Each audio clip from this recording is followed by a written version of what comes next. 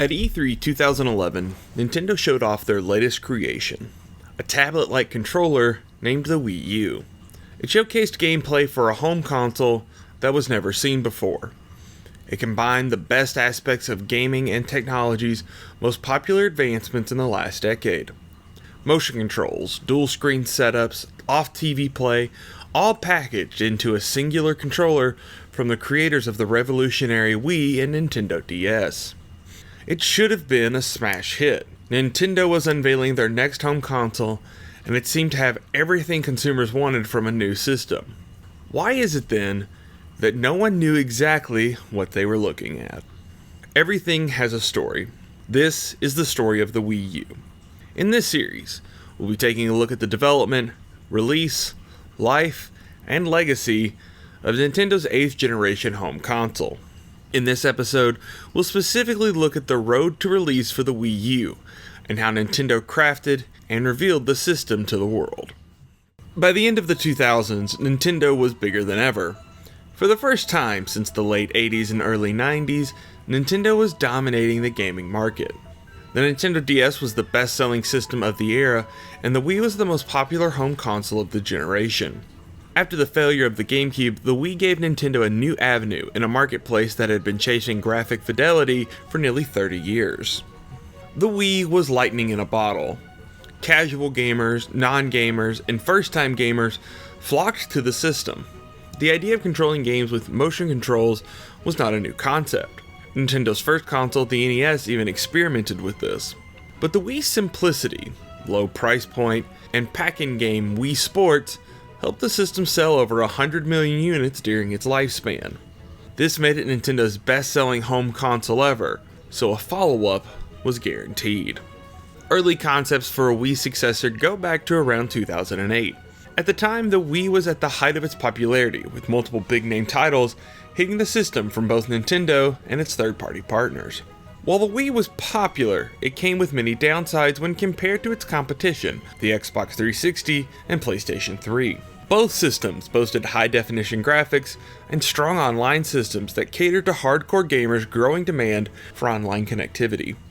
The Wii, running titles at a maximum of 480p and hosting a fairly limited online network, was falling behind its competition when it came to bringing in hardcore gamers. Nintendo remained coy on the development of their new console. By 2010, rumors began spreading that a revised Wii with HD output and Blu-ray capability was in the works. But Nintendo swayed these rumors away. Satoru Iwata, the president of Nintendo, stated at E3 2010 that Nintendo wouldn't release a new home console until they felt like they explored all the creative ideas they had with the Wii.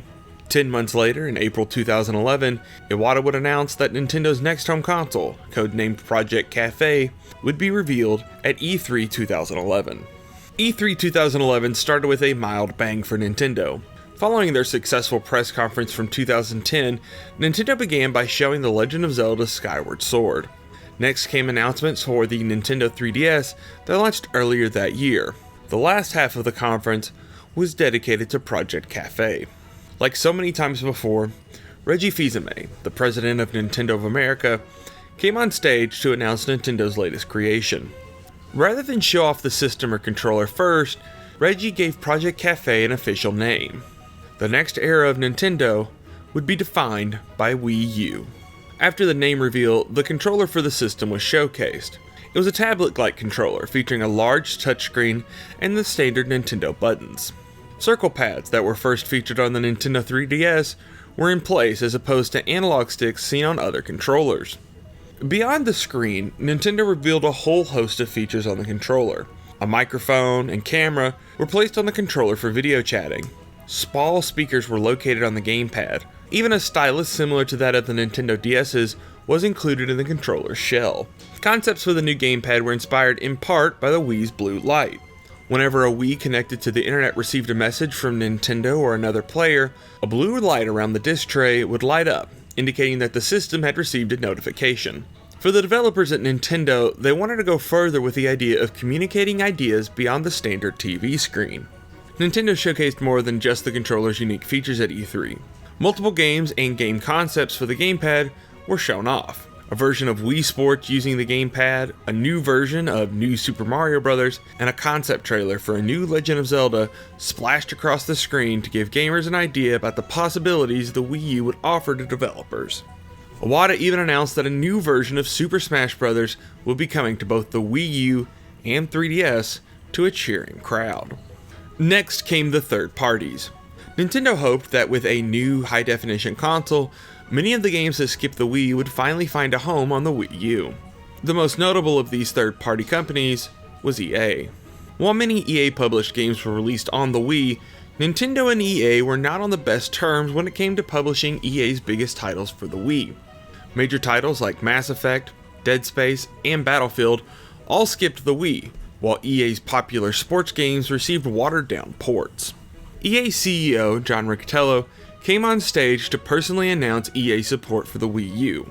While no specific games were announced, the partnership between EA and Nintendo was unprecedented.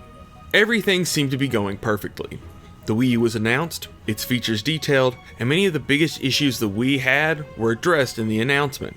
But for journalists and consumers, the idea of the Wii U was more confusing than anything. Nintendo had failed to properly showcase exactly what the Wii U was. Was it a brand new system, or was it some sort of accessory for the Wii?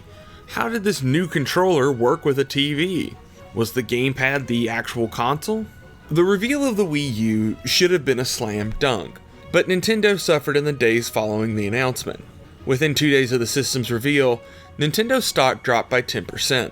Sony's new handheld, the PlayStation Vita, won most of the praise from critics on the hardware side at E3 2011. The Vita even beat out the Wii U to win the Game Critics Award for Best Hardware. All hope wasn't lost though. The Wii U wouldn't launch until 2012, which gave Nintendo plenty of time to right the ship. For the rest of 2011 and much of 2012, Nintendo focused their efforts on the 3DS and Wii. The last of the Wii's biggest games came out in late 2011 and early 2012. The 3DS received its own new games and a price cut to help it compete in the market. It wouldn't be until E3 2012 that Nintendo would bring forward more details on the Wii U. On June 3, 2012, Nintendo released a pre-recorded video detailing the Wii U under their Nintendo Direct banner. The 30-minute long video brought forth a ton of new information on the Wii U. First up was a redesign of the gamepad. The gamepad shown off at E3 2011 had slightly changed. The biggest difference was the removal of the circle pads for analog sticks. Nintendo also announced a Pro controller for the Wii U, a more traditional controller with similar layouts to the Xbox 360 controller. Iwata, who hosted the pre-E3 Direct, covered many topics about the Wii U's user interface, including the home screen, a social networking service called Miiverse, and a brand new game with New Super Mario Bros. U. Nintendo's E3 2012 press conference was dedicated almost entirely to the Wii U. In contrast to their show from the previous year, Nintendo showcased the entire Wii U console alongside the gamepad from the beginning of the conference. Nintendo announced new games for the Wii U, including Wii Fit U and the long-awaited Pikmin 3. Warner Bros. And Ubisoft appeared in the conference to announce new titles for the Wii U, including exclusive titles LEGO City Undercover and Zombie U. The final 15 minutes of Nintendo's press conference was dedicated to a new game, Nintendo Land. The minigame collection was a celebration of all things Nintendo and, more importantly, a strong showcase for the Wii U's potential. But for hardcore gamers, this was seen as a bit of a disappointment to close the show. For all of the talk about appealing more to core gamers, Nintendo didn't seem to be stepping up to the plate with software that matched their interest. Nintendo finished their press conference with a showcase of fireworks within Nintendo Land. With their E3 2012 press conference, it was the last time Nintendo would host an in-person conference at E3 to date. But the information didn't stop there. After the press conference, more games for the Wii U were announced, including a new Wario game and Project P100, a new title from Platinum Games. The Wii U's image wasn't completely fixed after E3, however. Many were still confused about whether or not the console was an accessory to the Wii or a brand new system entirely. Even late-night host Jimmy Fallon was confused when he got a chance to play the system on his show. Nintendo still had their work cut out for them, and they didn't have long. On September 3, 2012, Nintendo announced the release dates and pricing for the Wii U. Gamers would be able to get their hands on the Wii U in November or December of that year, depending on which region they lived in. It was finally time to see if Nintendo could catch lightning twice.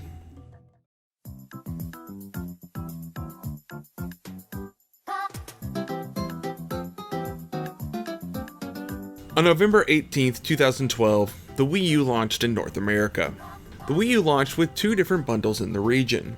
A white Wii U with 8GB of internal memory sold for $299.99 as part of the basic bundle.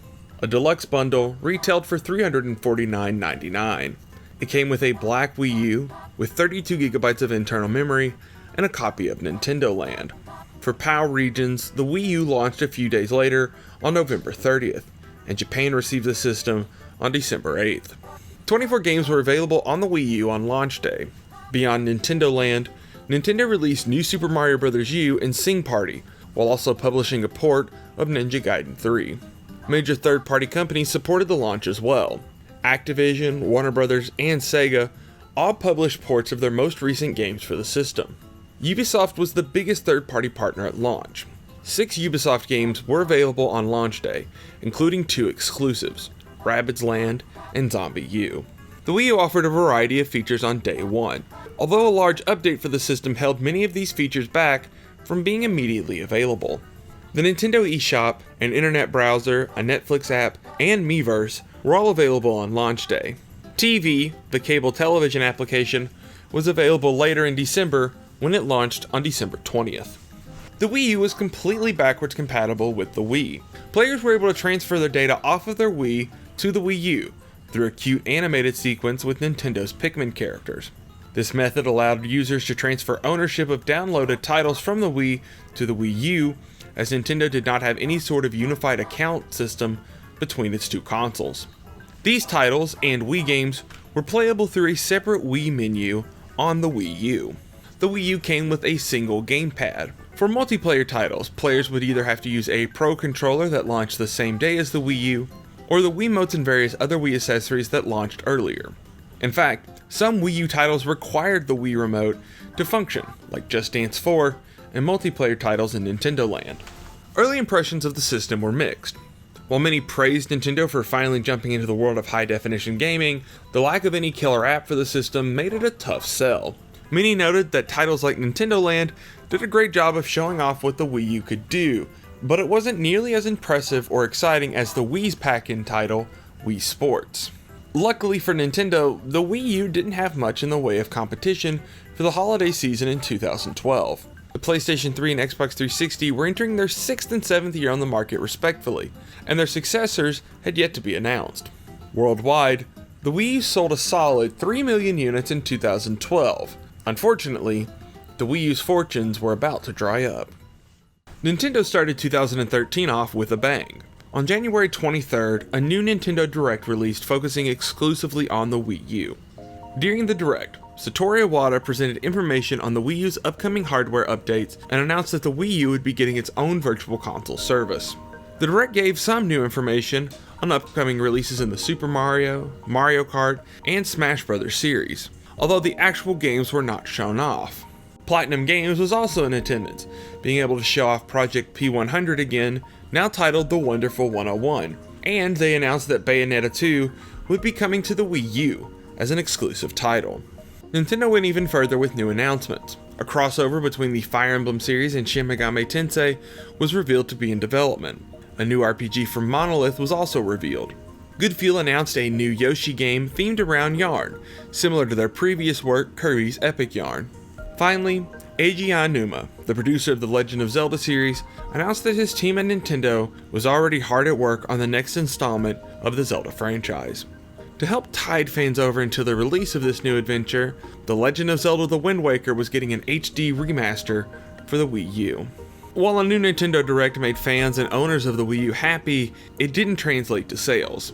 January 2013 saw the Wii U sell only 57,000 systems in the United States, far below the likes of the PlayStation 3 and Xbox 360 for the month.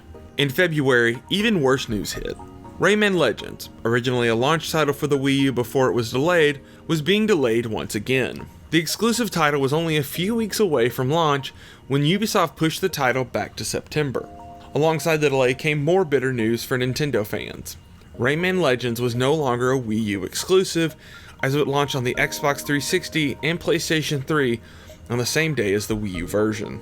This left the Wii U without any major titles releasing in the first 2 months of 2013. March saw a trio of titles try to turn the Wii U's sluggish sales around.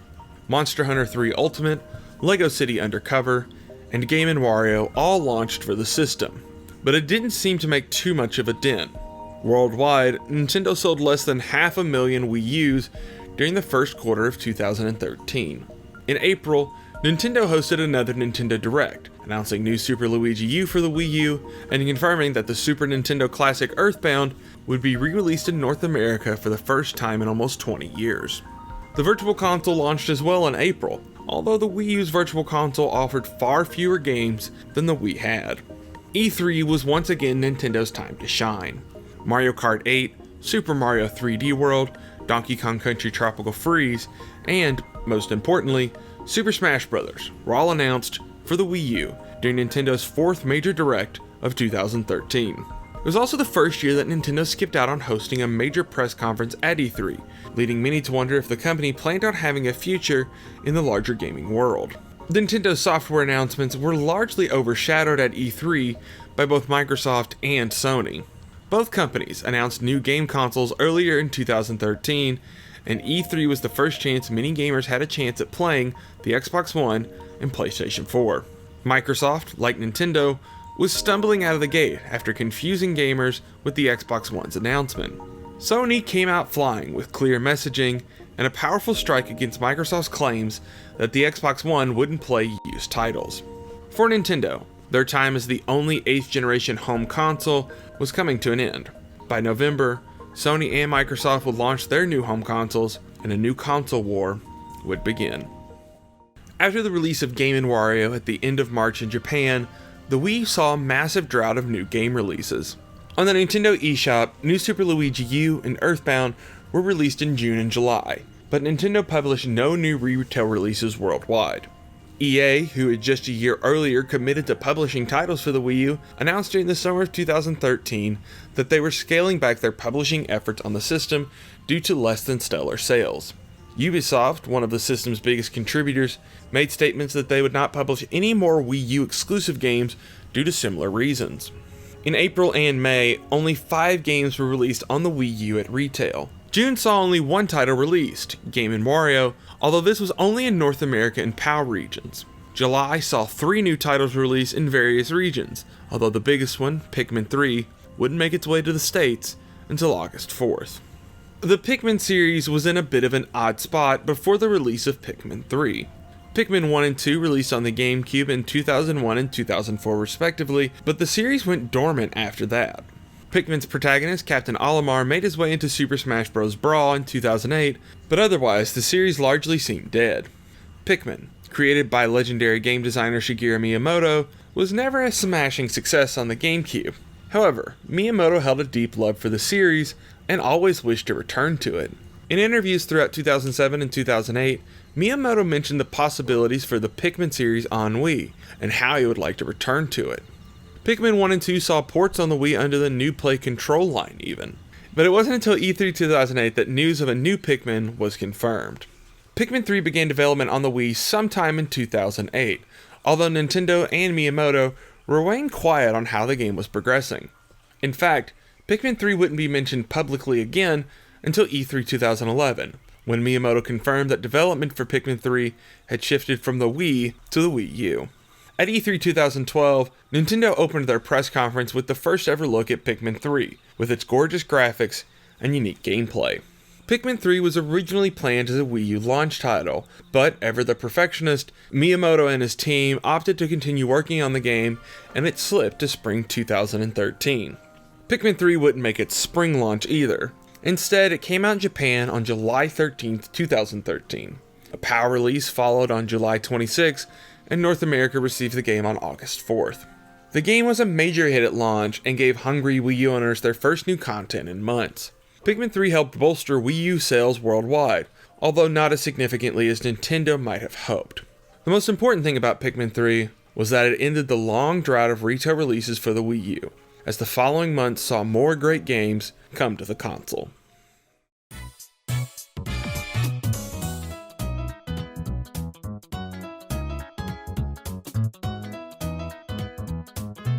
Pikmin 3 marked a turning point in 2013 for the Wii U. The great game drought that plagued the system since launch was finally coming to an end, as Nintendo prepared to shower consumers with new games in the coming months. But before any of those titles hit store shelves, Nintendo made one move to bring in more consumers who were still on the fence. Announced on August 29, 2013, the Wii U would be receiving a price cut. The deluxe bundle for the Wii U was marked down to $299.99, while the basic bundle was phased out completely. This wasn't the first time Nintendo lowered the price of a system within its first year. The 3DS saw a dramatic price cut during its first year on the market, as did past systems like the Nintendo GameCube. The price cut went into effect on September 20th, alongside a brand new deluxe bundle. Launching on September 20th, The Legend of Zelda: The Wind Waker HD hit the Nintendo eShop for digital download. A physical release followed 2 weeks later. To help incentivize Zelda fans, a limited edition Wii U bundle with The Wind Waker HD was released on September 20th.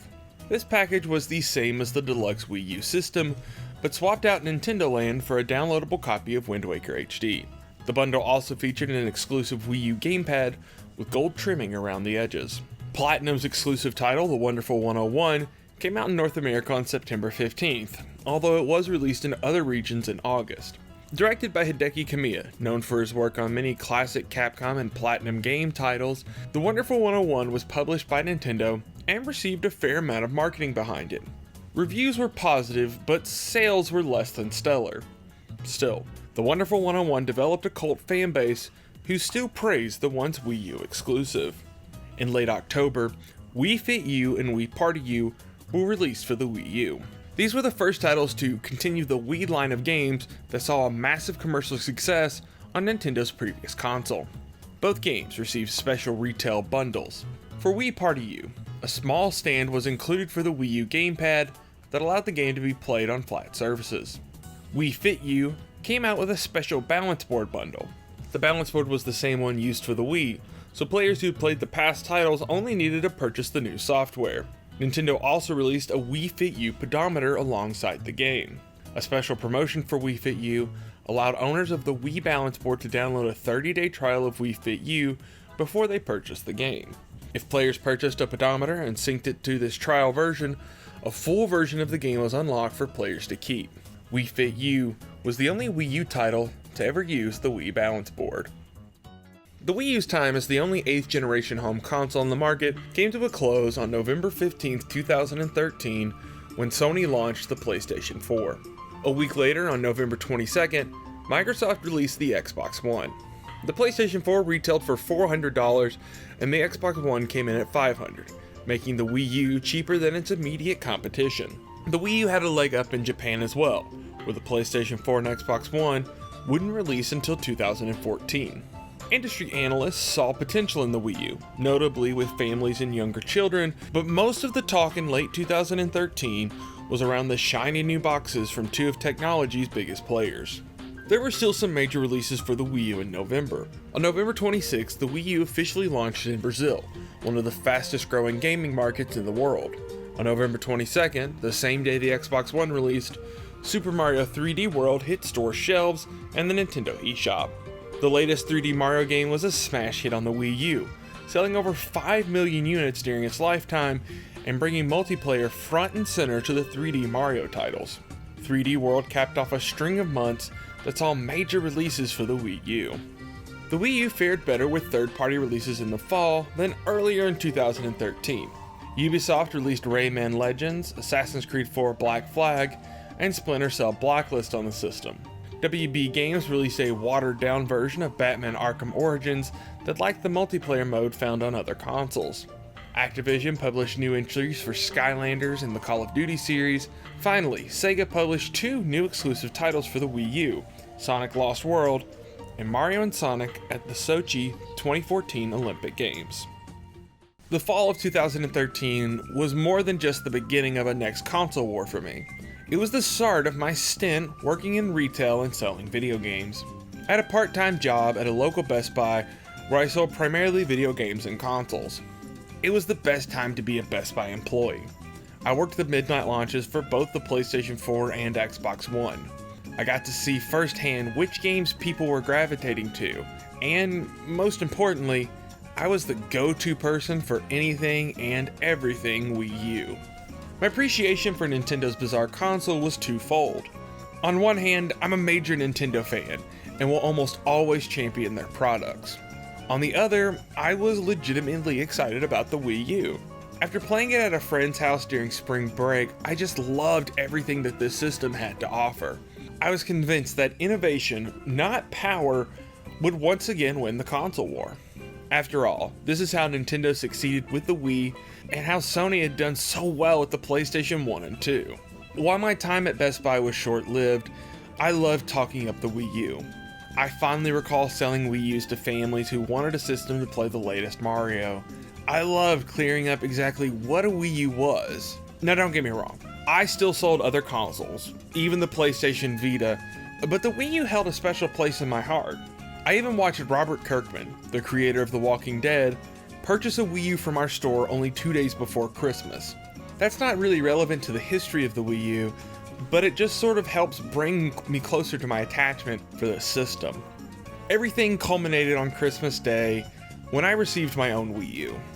It was a Christmas gift from my parents, but I picked it out and ordered it myself.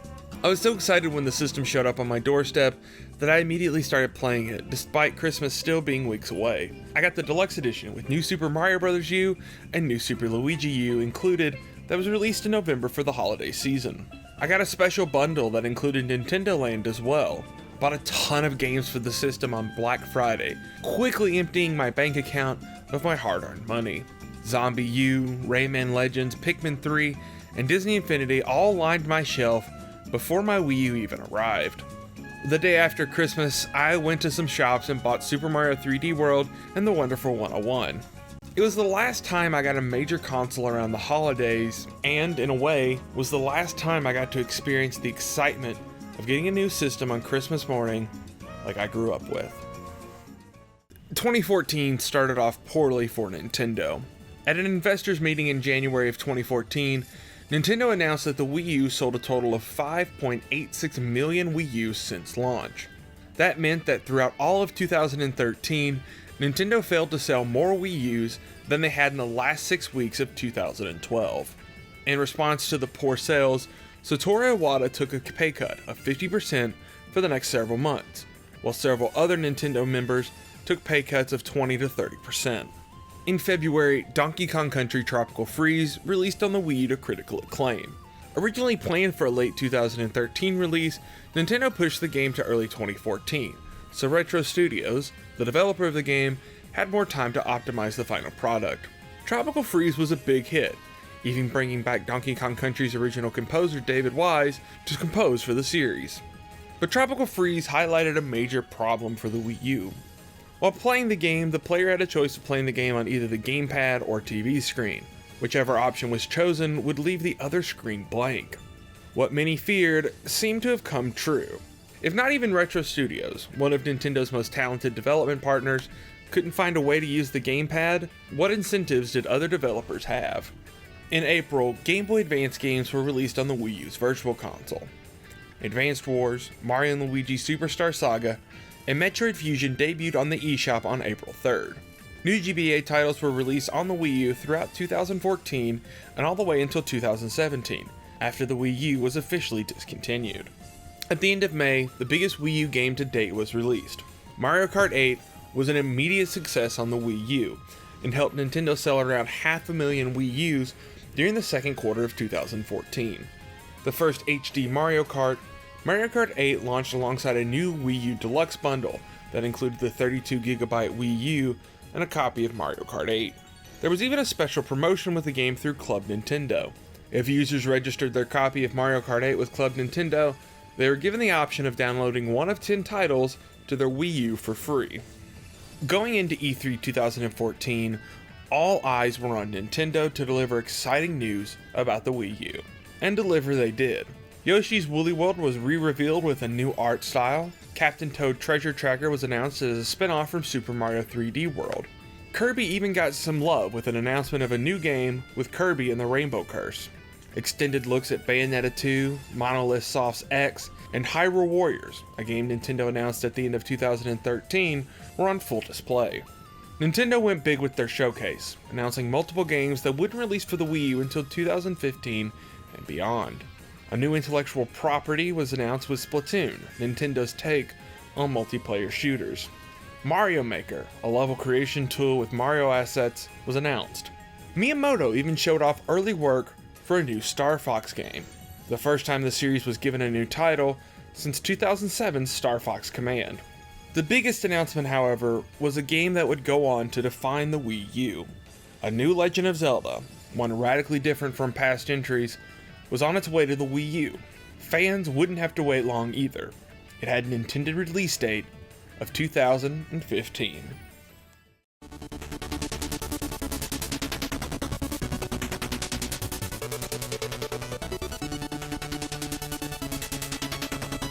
While E3 was highlighting many of the great games coming to the Nintendo Wii U, tons of great games were making their way onto the Nintendo eShop. Nintendo published efforts like Dr. Luigi and Pushmo World helped broaden Nintendo's profile on the system. Smaller games from third-party publishing partners like Ubisoft's Child of Light highlighted the eShop store page. And of course, there were plenty of fantastic independent games to come to the Wii U. The most notable of these being Shovel Knight. They launched on June 26, 2014 for the Wii U, 3DS, and PC. The rest of the summer was fairly light for the Wii U. Wii Sports Club, an updated version of the Wii's pack-in title, saw a retail release in July. In September, the Legend of Zelda spin-off Hyrule Warriors came out. Created in cooperation with Koei Tecmo, Hyrule Warriors brought the Zelda series to the hack-and-slash gameplay of Dynasty Warriors.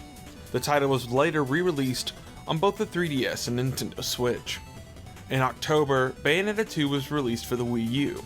First-run copies of the game included a port of Bayonetta 1, which previously released on the PlayStation 3 and Xbox 360. Alongside optimizing the game for Wii U, both Bayonetta titles featured new costumes for the game's titular character based on Nintendo's classic franchises. In December, Nintendo released two new titles. Captain Toad Treasure Tracker released on December 5th in North America. NES Remix Pack came out that same day, combining NES Remix 1 and 2 into a single retail release.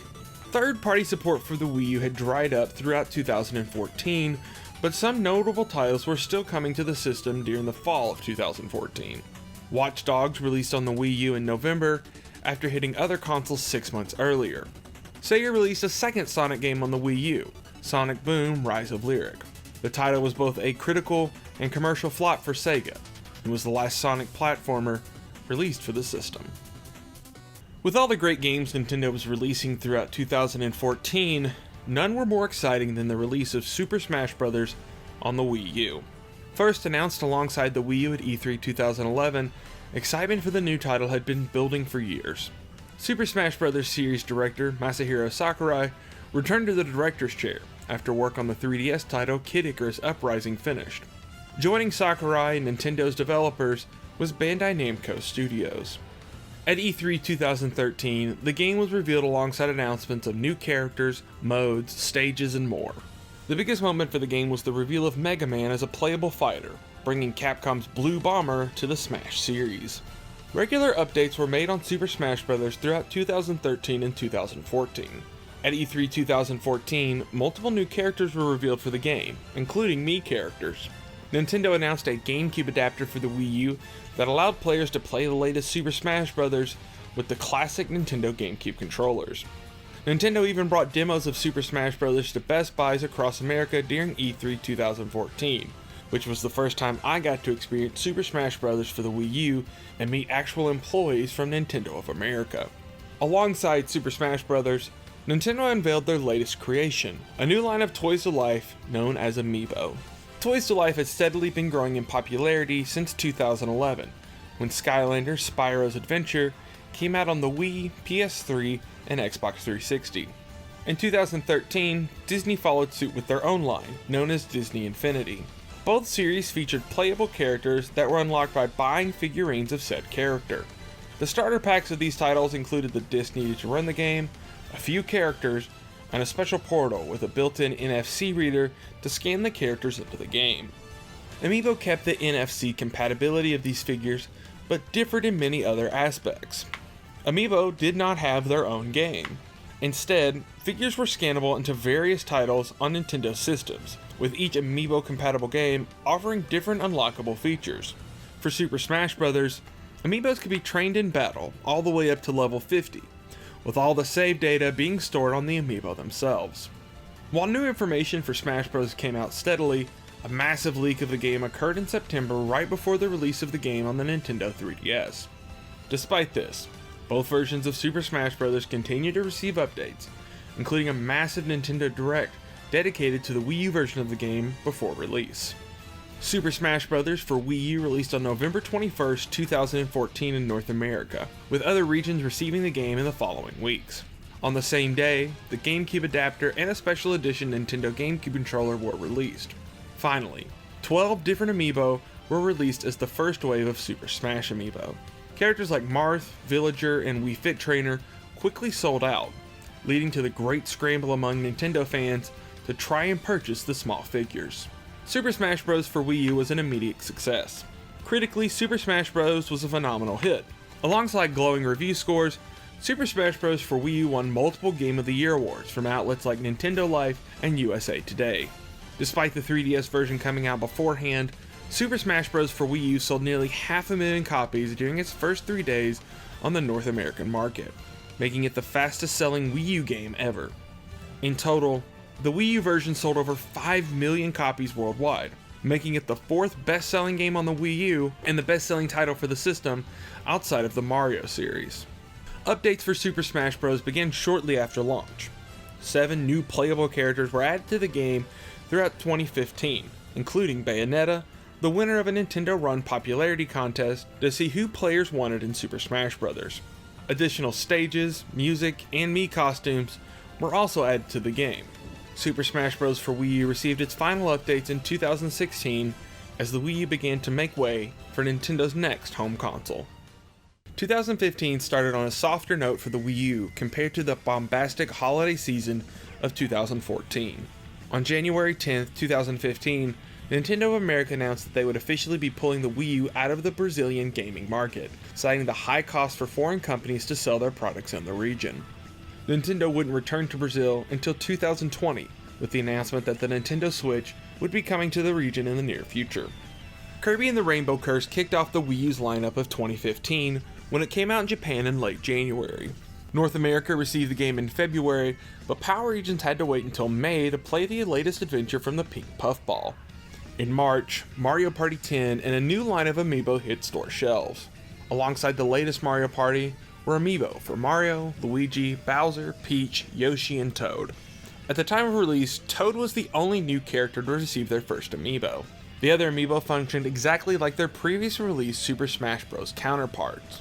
In April, Nintendo 64 games made their return to the Virtual Console, and Nintendo DS games debuted for the service. Nintendo's biggest game for the first half of 2015 was one they revealed just a year earlier. Splatoon made waves at E3 2014 as a surprising new IP with a fresh take on a well-known genre. Development for the title began in 2013 when members of Nintendo's EAD Animal Crossing team began prototyping a 4 vs 4 area control title.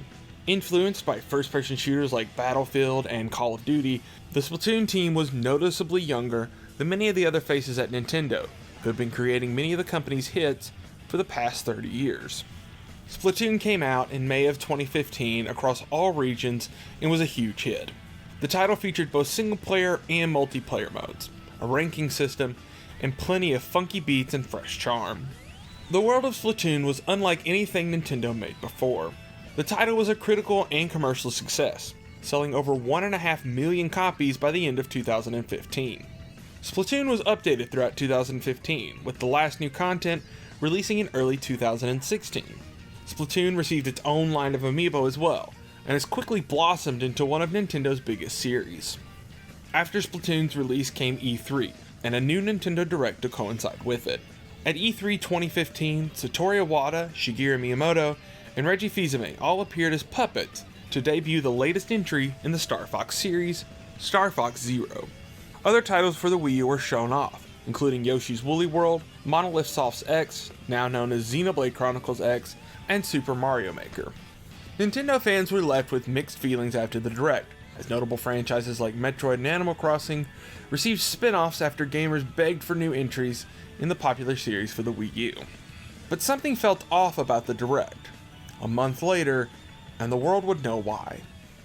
E3 2014 was a big time for Nintendo, but one of Nintendo's most recognizable faces was missing from the show floor.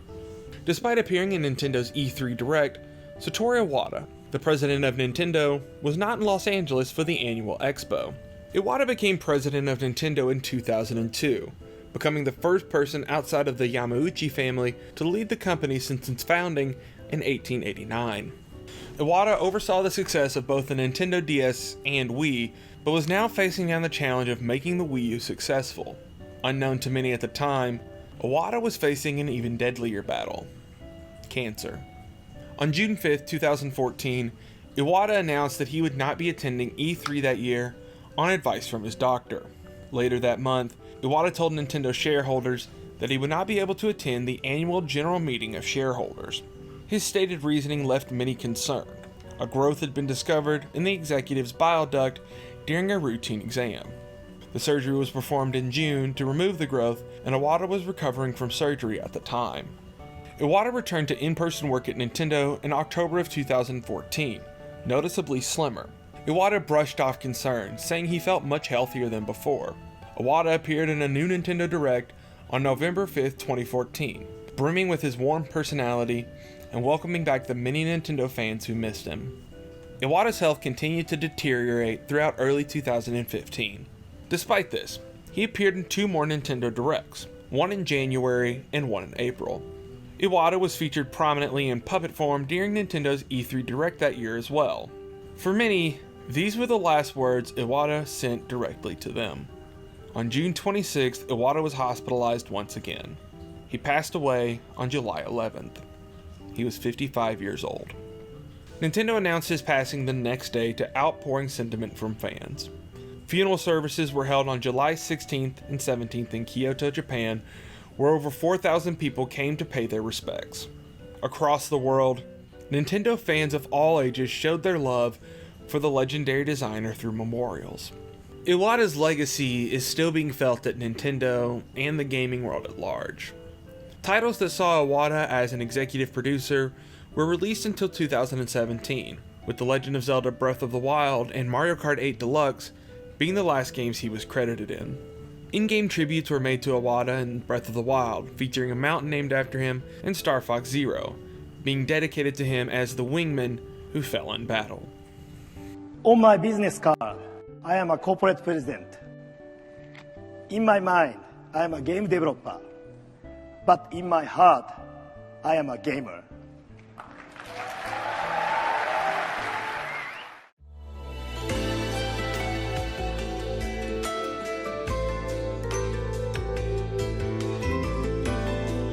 Nintendo spent most of E3 2015 hyping up their next major release for the Wii U, Super Mario Maker. Originally designed as a toolset within Nintendo to create original Mario games, Super Mario Maker was a surprising announcement at E3 2014, and for 2015, Nintendo went all out. A Super Mario Maker competition was held during E3 as the final round of the Nintendo World Championships. The title is also playable at certain Best Buy locations on June 17th and June 20th.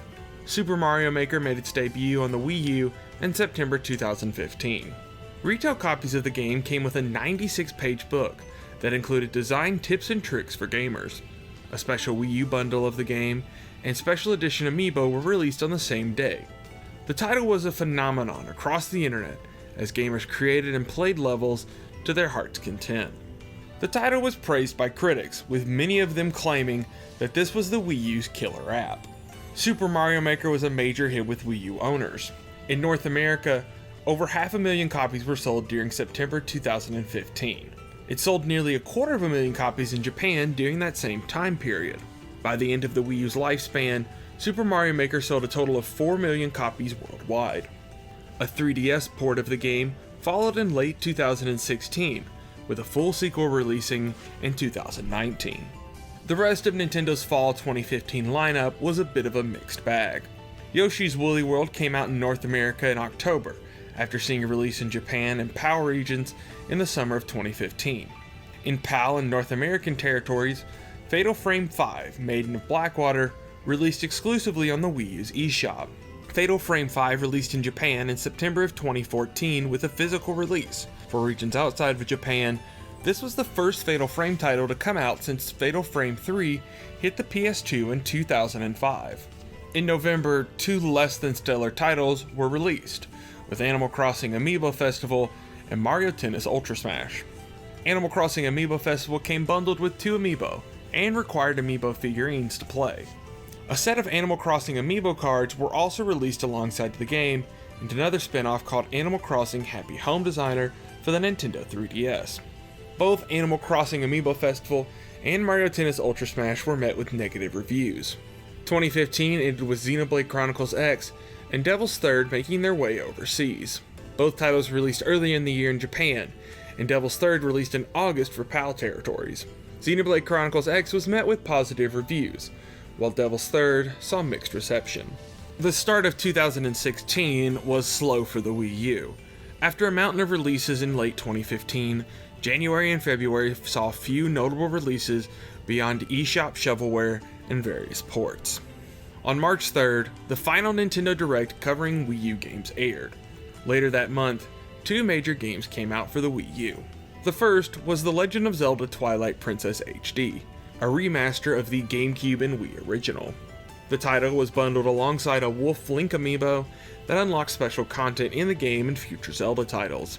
Next came Pokken Tournament, an arcade fighter developed by Bandai Namco that released in arcades in 2015. In April, Star Fox fans were finally given a new game in the franchise for the first time in almost a decade. Developed in partnership with Platinum Games and Nintendo, Star Fox Zero was meant to be a return to form for the series. However, awkward and unconventional controls led to the game receiving mixed reviews. Star Fox Zero is bundled alongside another game, Star Fox Guard. Rather than the Star Fox series' traditional on-rails shooting gameplay, Guard played like a tower defense game, using the Wii U's gamepad to switch between various vantage points. While Star Fox may have been on everyone's mind in April, Nintendo made a major announcement. During an investors meeting, Nintendo announced that their next console, the NX, would be coming out by March of 2017. The Wii U's days were numbered. For E3 2016, Nintendo once again decided to try something unconventional. Like in previous years, the company would not hold a major staged press conference.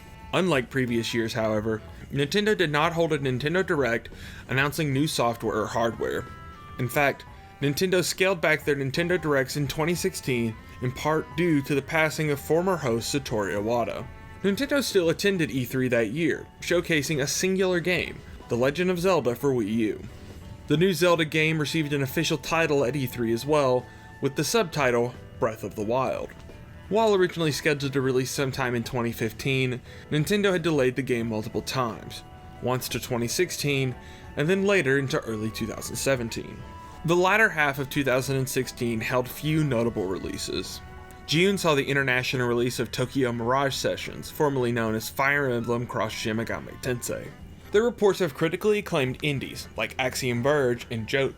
Annualized releases from Ubisoft and Activision still came out, adding another Just Dance and Skylander game to the Wii U's library. Nintendo's sole first-party release for the fall was Paper Mario Color Splash.